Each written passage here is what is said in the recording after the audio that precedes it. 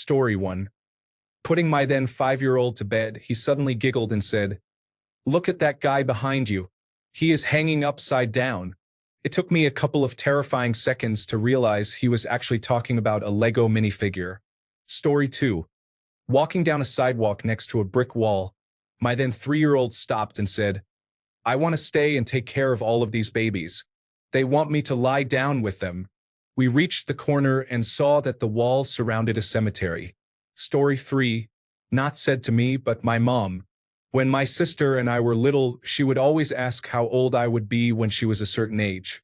For example, "How old will Sissy be when I am 12? We are 2 years apart."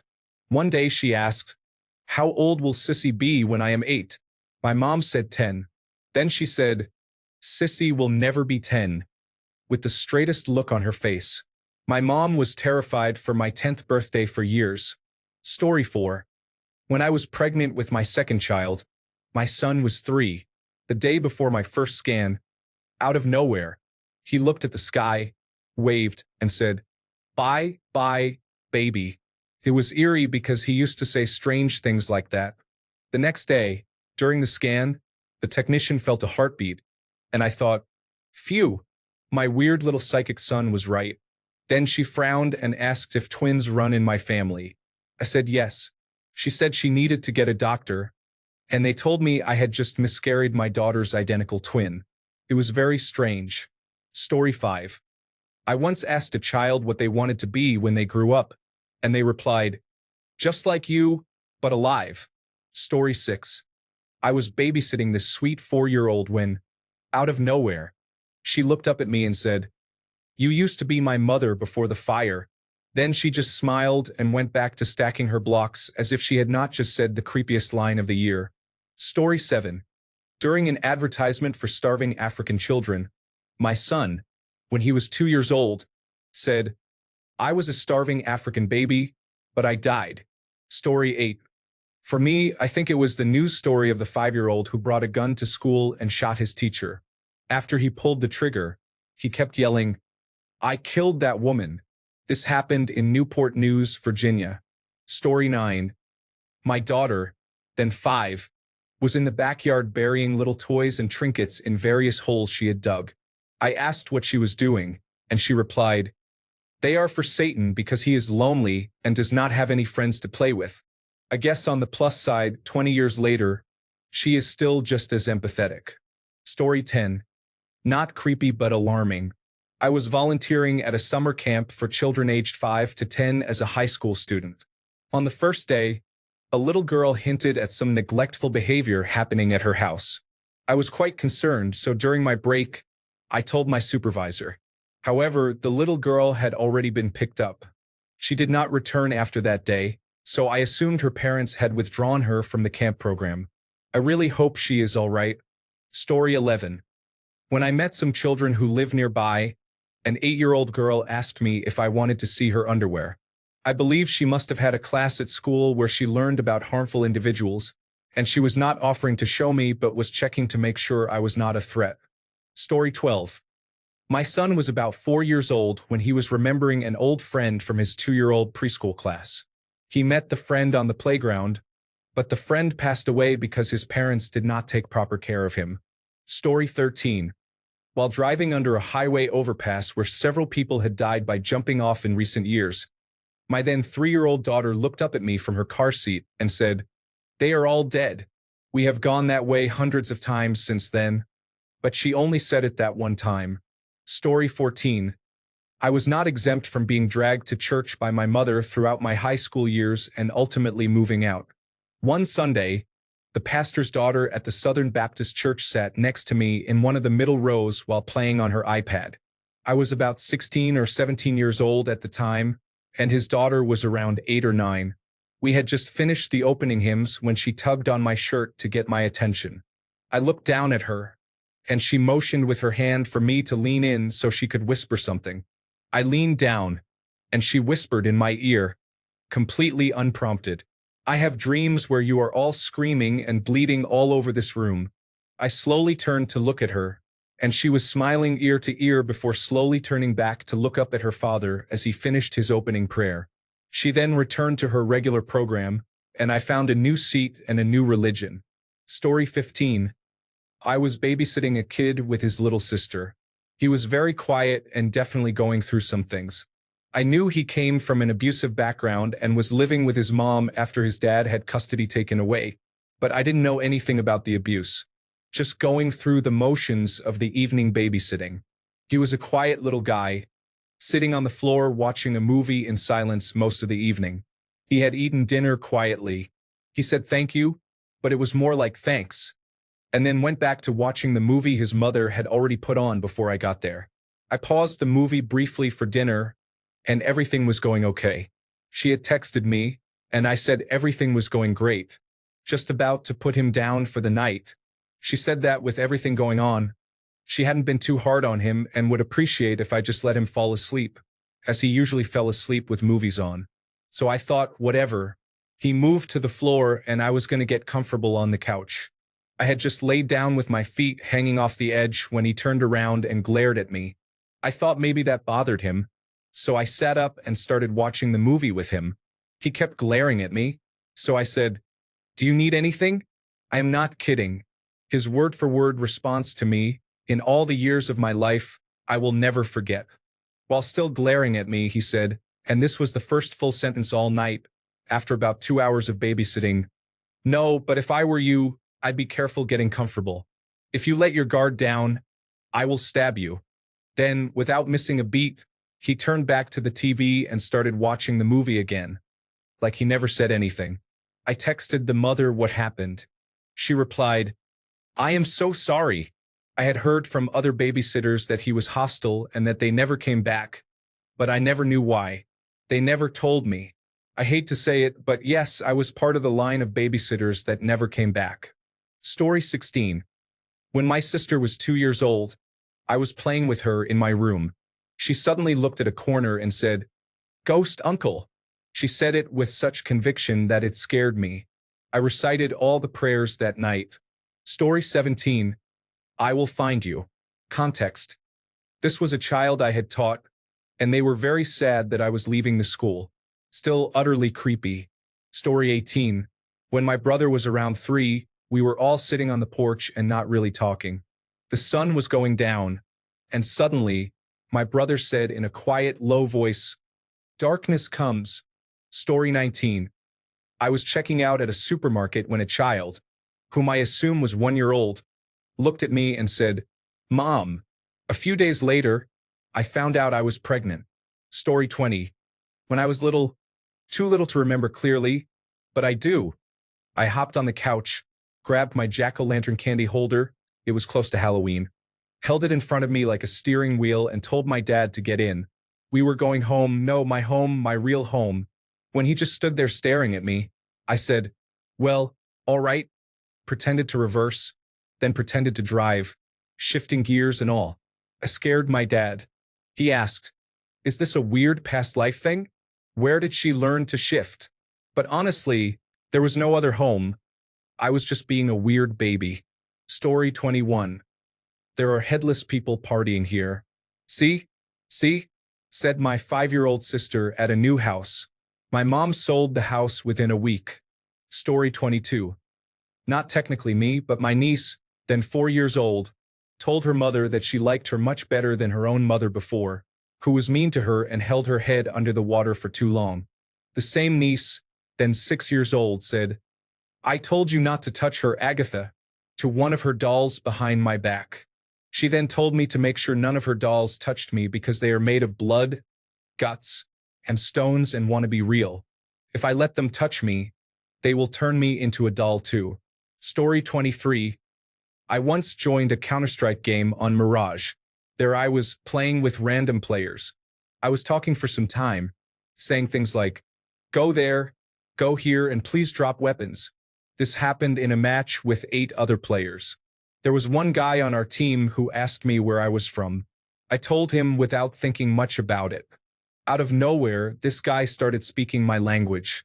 He shared a lot of personal information about me, even though I did not know him. That was definitely creepy. Apparently, he knew my dad, who was a soccer trainer at one point in his life. He also remembered my voice from when I played soccer too. At first, I was scared for several rounds and couldn't speak anymore. It was scary, being online and having someone know who you are and tell you directly like that. I thought he might be a hacker, a scammer, or even a hitman. In the end, we were on the same server, two guys from the same country and city who had played on the same soccer team. This happened among millions of other players at the time. Amazing and definitely very creepy. Story 24. When I lived in a different home, several children in the neighborhood knocked on my door asking to play with my daughter. I even had some of their parents remark on how well my daughter behaved. I did not have children. I am 42 and still do not have children. I knew that house was haunted, but I never saw a little girl, just 3 men and an old lady. Story 25.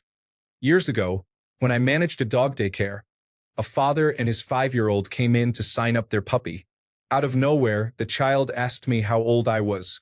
The father interjected that it was rude, but I said it was okay and that my birthday was actually in a few days, so I would be 33. She replied with zero emotion, "Wow, another year." The father immediately said, "I'm so sorry. We don't know why she's so morose." Story 26. Not a creepy thing, but sometimes my toddler talks about how when she is big, I was her baby. She also says I will be her baby again when she is bigger. Story 27. I am a special education teacher, working one-on-one on sight words. The student said, "Your dead dog owes you money." I replied, "What?"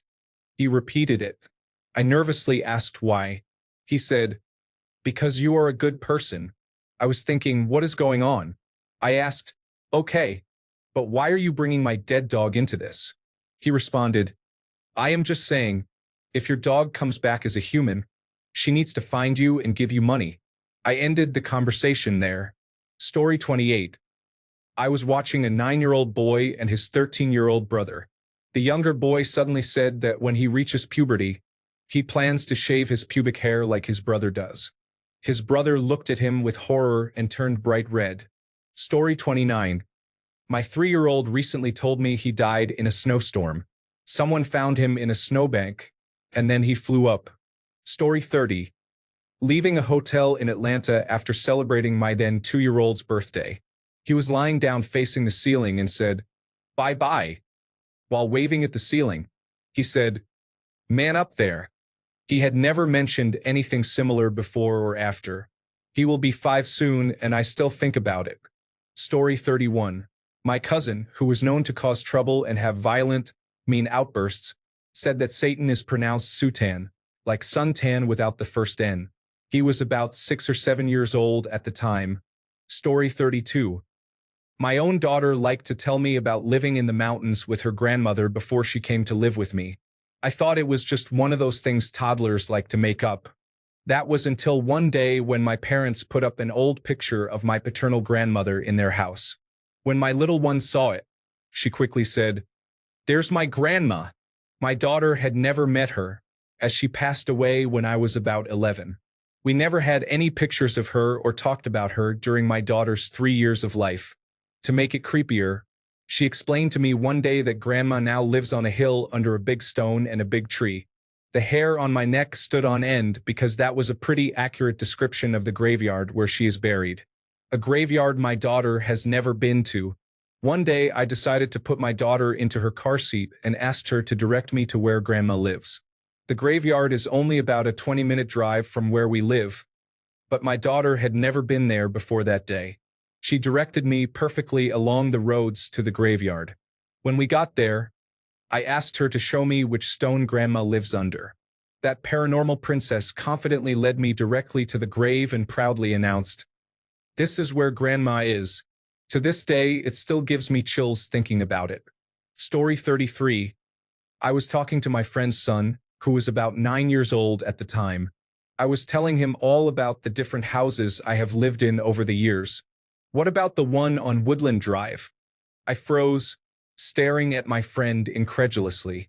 She looked unsurprised, if anything, a little amused. "Well, did you live on Woodland Drive?"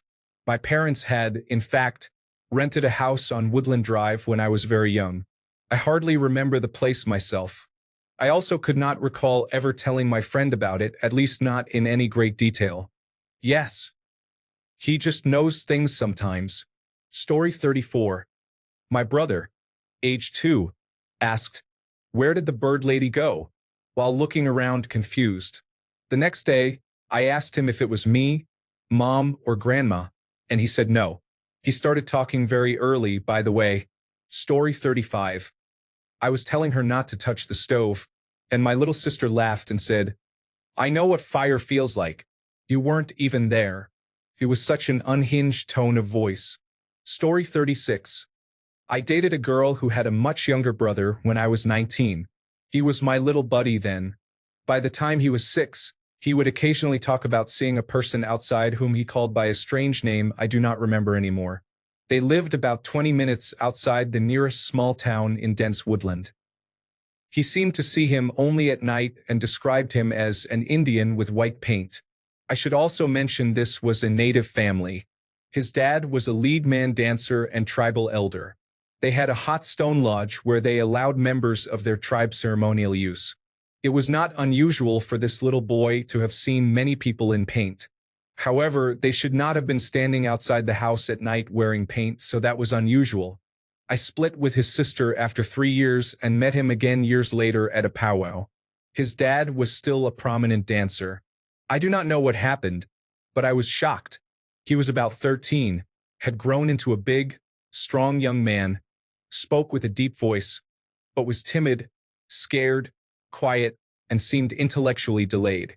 When he was 4 to 7 years old, he seemed like a completely ordinary, bright, curious, and verbal little boy. I wondered if something terrible had happened to him, perhaps repeatedly, by one of the visiting members or even elders. I do not know.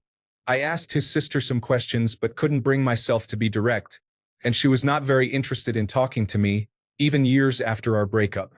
Your post reminded me of everything, except the name he gave that creepy man he saw. I will be thinking about that for a while now. Story 37. I babysat a child who made a strange adult-like noise. It was very creepy. I suppose he had heard it on YouTube, and he was the kind of child who thought making people uncomfortable was very funny. It was unpleasant. Story 38. I have no idea what he actually said, but that's what it sounded like.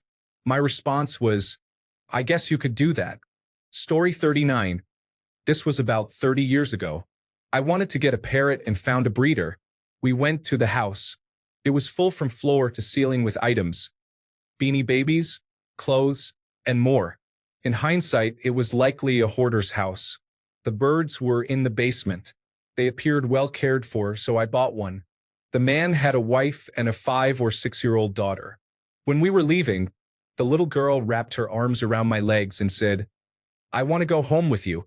Will you be my mommy?" Her father was standing right there. He redirected her and we left. As it turned out, the parrot I got had Pacheco's disease, a very infectious and fatal illness. My parrot died a week after purchase. I had to sue the breeder in small claims court to get my money back. I always wondered what happened to that little girl. I searched online. The breeder died in 2014 at age 65. The little girl is now 31 and has been arrested a couple of times. Story 40. A man tried to follow us into our apartment building. I got my child inside and locked the door behind us. My child said, "He was going to kill us, Mom." And I said, "I don't think so, baby. I just didn't know him, so we didn't want to let him in." My child said, "No, Mom, he was." Later, I found out he was indeed planning to kill us. He broke into the neighbor's apartment with a knife and had a murderous voice in his head. The police caught him. As a child, I saw a ghost in my dad's house. My niece, who lives there with my sister, has an imaginary friend she talks to a lot. She's named Stella. My kids had no reason to have ever heard my ghost story but had heard us talk about Stella and said they had seen her.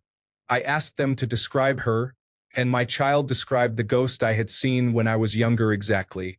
Story 41. Not creepy, but really interesting. My 2-year-old nephew was sitting in a high chair at my mom's house with a puzzled look on his face, then said, "Time, money, wow." The family had been discussing work hours, and my nephew really seemed to understand the concept. He is in his 30s now and he is brilliant. Story 42. I was that kid who said something creepy. When I was about 7, I was watching a news piece about Northern Ireland and a bombing that had happened, I think. I said to my mum, when I was a soldier, I was hurt a lot of times. I distinctly remember the look of concern on her face when she turned to look at me. The thing is, I meant it. It wasn't because I had just watched something and thought I would say it. Felt like it had jogged my memory. Around that time, I repeatedly had a dream where I was a soldier, and I had been captured by the enemy. At the time, I did not know who the enemy were. But I remembered their uniforms and now suspect that they were German, and that their officer wore what I believe to be an SS uniform. It was the correct field gray color, and he wore a peaked cap with black patches on the collar of his tunic. They surrounded me at night, and there was a campfire. We were in what I think was a woodland or a forest. I was made to kneel, and the officer had a silver bowl in his hands. The bowl had a sharp spigot attached to the rim. He pushed the spigot into my gut, and my blood filled the bowl. That is all I remember. I was about 6 or 7 at the time. There was no way I could have seen anything like that, nor made it up. It just was. Thinking about it, I wonder whether it might have been somewhere in Russia. I know how brutal things were there for soldiers during the war. Perhaps I was a Russian soldier or a partisan or similar. Felt like a memory, not a dream. Story 43. It's not creepy, but more happy. I was bike riding around my city. By the time I finished, I got into my area where I live and stopped by the drop-in center to get water. I used to go there a lot when I was a teen. A random kid there said, "I have seen you and your friends." At first, it was creepy. Then he pointed out old summer camp photos and told me that the staff tell them stories about the 2000s and 2010s. I never felt so old, but yeah, crazy stuff. Half of the people I went to summer camp with when I was a teen passed away when they were young adults. Tragic, sad, and wild endings for such short lives. The sad thing too is there were 8 families that attended there, so we were all pretty close. We all knew each other, and some of us had cousins and relatives, and the other families had cousins and relatives who attended as well. I can't really explain it. The best way I can say it is indigenous families trying to survive in the cities, trying to survive a world that was meant to destroy ours. Story 44. Walking into the side entry doors to a mall when the 7 to 10-year-old grandson holding hands with who I assume is his grandmother said, "Why are we all about to die right now?" Story 45. My son said, "I was there in the church, watching when you married Daddy. We got married 2 years before he was born." Story 46. Not creepy what she said, but creepy how she heard it. My niece told me, "Hillary Clinton kills babies." She was about 8 years old, and I asked her where she heard that. She told me her teacher at her private Catholic school. This was before the first Trump presidency, and it showed me how manipulative these schools can be. Yes, I had a very long talk with her. Story 47. A kid a year older than me said, "I dare you to have sex with me." And from that moment, my innocence was gone forever. Story 48. I worked at a preschool, and one child was always saying strange things. One time, he was pulling at the skin on his arm and saying he thought his skin was upside down. Story 49. While watching my 3-year-old nephew one day, he kept looking under the couch and saying, "Guy under" repeatedly. My partner and I were terrified until we realized he was trying to retrieve an action figure that had gotten lost underneath. Story 50. Last winter, my son was 3 years old, and it obviously got dark around the time I picked him up. One night, he pointed to a dark patch of trees by the parking lot and said, "Mom, why is that scary man standing there?" Then he proceeded to say, "Where is the scary man? I can't see the scary man." All the way home, I was very scared the whole time. Then, maybe a week later, he did the same thing while I was strapping him in, except he said, "Mom, there's the scary man, he's coming, hurry up, he's coming." I was so scared my hands were shaking, which just made buckling him in take even longer. Little rascal. Story 51. A 4-year-old said to me, "I'm going to miss you when you are dead." I replied, "Don't worry, I still have a long time until I die." and she responded, "We will see about that." Story 52. Apparently, one time I told my mother and grandmother that my recently deceased great-grandmother was hiding in the closet. I was about 3 years old. Story 53. I was babysitting my toddler nephew alone and told him I had to use the bathroom, but he could watch Paw Patrol while I was gone. The little boy started to follow me and asked, "Can I come?" I said, "No, baby. Adults and big kids use the bathroom by themselves." Then he asked, "Can I watch?" Little boy, what? I know he didn't mean anything by it and just wanted to stay close to me, but let me go to the bathroom. Story 54. This little kid ran up to me at the park, stared into my soul with an evil look, and said, "Don't." I wasn't doing anything. I just looked at him like, okay. Story 55. I had a 5-year-old at work who came up to me while I was holding an iPad. The child threw a bucket of water on me and the iPad. When I didn't react, the child frowned at me and then grew angry. "Why didn't you die?" The child demanded in confusion. "Why would I die?" I asked. "Because you have an iPad, and I threw water on you so it electrocutes you," the child sneered. 6 years later, I still get the shivers thinking of that kid. It caused me many injuries that year, including a black eye from swinging a large wooden dinosaur into my face. Story 56. According to my parents, when we went to Auschwitz when I was around 4, I said one line they never forgot. They never told me we were going to Auschwitz, but when we got there, I gave a blank stare and said in the most monotone voice, "Lots of very creepy things happened here." After that, my parents looked at each other in shock with pale faces. This was before smartphones, and obviously they would not keep books around for me to read. Story 57. You want to freak yourself out? Search children's past lives. It will make a believer out of the most skeptical. Story 58. My son told me my brother pinched him. When I asked why, he said he wanted my brother to push him high on the tire swing, but my brother said no because he would be mad. So my son said he kicked him in the shin. My son was 4 years old at the time. My brother passed away when he was 9 months old. Story 59. My 5-year-old cousin woke up his 15-year-old sister crying during a nightmare. She gently woke him, and he stared straight into the dark corner behind her for a solid 30 seconds while she tried to calm him down. He finally acknowledged her, said, "Yeah, I'm okay." And as she was walking him to the bathroom, he asked, "Lily, what was that thing saying?" They both slept in their parents' room for the rest of the night. Story 60. An 8-year-old performed a Nazi salute during the pledge, followed by saying, "Nazis hate America." It is not the child's fault. However, it still stays with me because he said it with the anger of someone twice his age. Story 61. Maybe not creepy, but I'll share the wildest and weirdest conversation I had as a kid. I was at a sleepover summer camp for live-action role players, which was located at an empty college. We were in the gym because it was late and that's where the showers were. One kid went up to me and started a conversation. I don't know how it got to this point, but we were talking about the music artist the Scatman, and he decided it would be a good idea to describe to me the other meaning of scat. Scat is basically making noises with your mouth in a musical way. I'll be brief and won't go into detail, but he explained the concept of scat as a form of pornography. I was about 10 and he was probably 13. Definitely the worst conversation I've ever had in my life. Story 62. My toddler likes rescue shows like PAW Patrol and Baby Shark Rescues. She woke me up saying, "Mama, baby in the fire." The baby was not in any fire. She was asleep right next to me.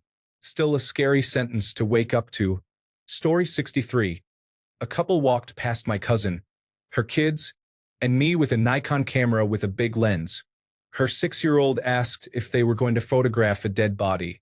I'm guessing she accidentally walked in on a crime show. The same child, during the same year, came up to me and made homophobic statements without truly understanding their meaning. 1 or 2 family members would have taught her this, though I highly suspect it was both. They would have also made these comments about me when I was out of earshot.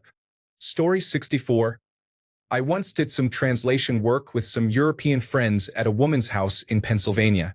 We stayed at her house while doing the translation because the documents were very precious to her. It was an intense situation from the start.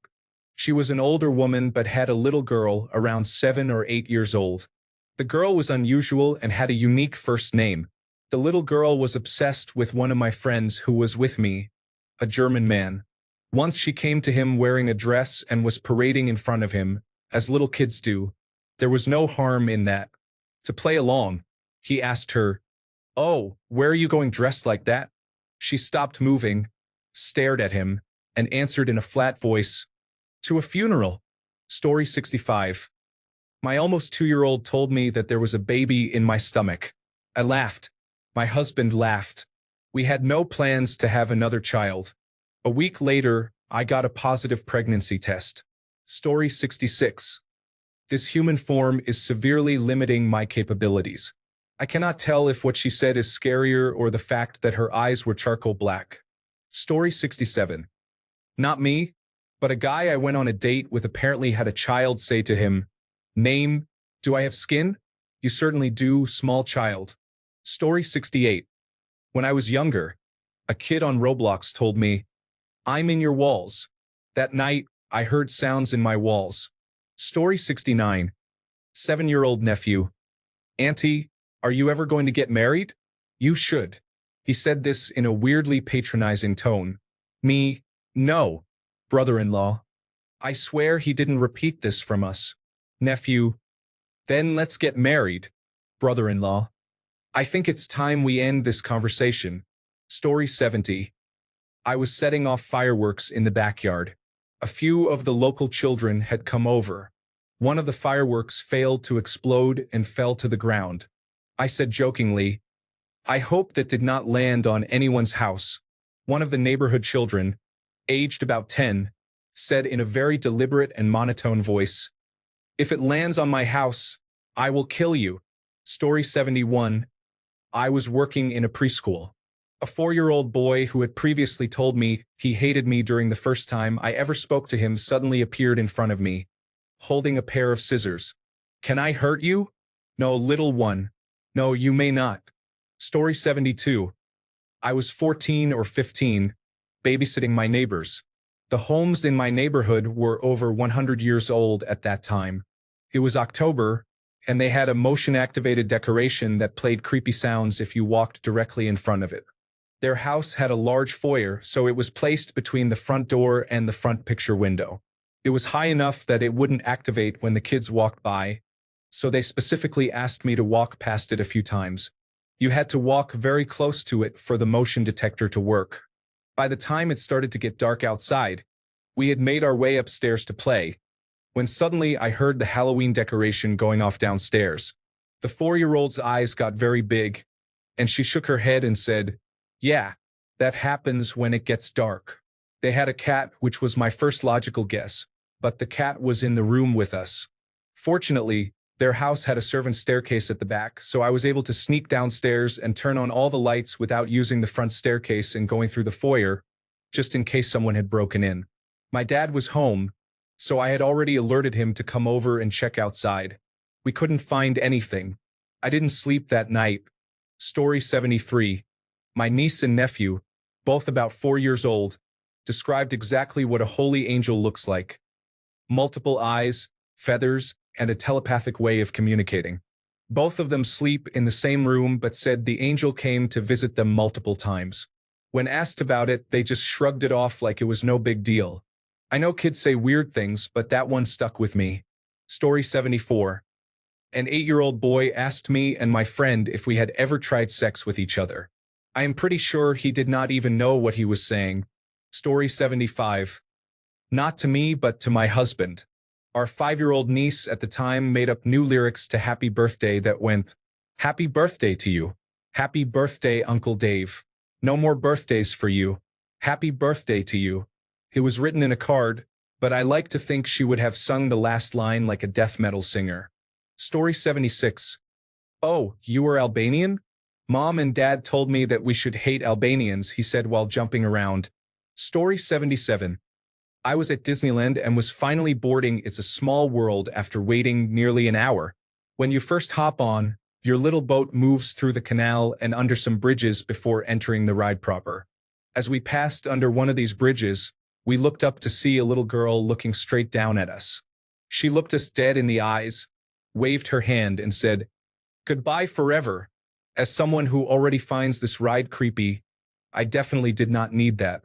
Story 78. My daughter's daughter talks in her sleep. Not continuously, but randomly throughout the night. She has woken me up just by talking. Story 79. She wasn't a kid around my age, but a lady called me a zesty kiwi today. I had no idea what it meant.